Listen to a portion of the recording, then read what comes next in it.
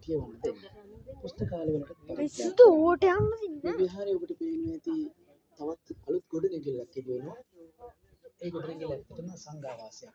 පිටින් වැඩම කරන ස්වාමීන් වහන්සේට දැන් පරණ ගිලන් පසවල නම් මේ ස්ථාන පාවිච්චි කරනවා. අම්මේ මොකද කරා කොතෙන්?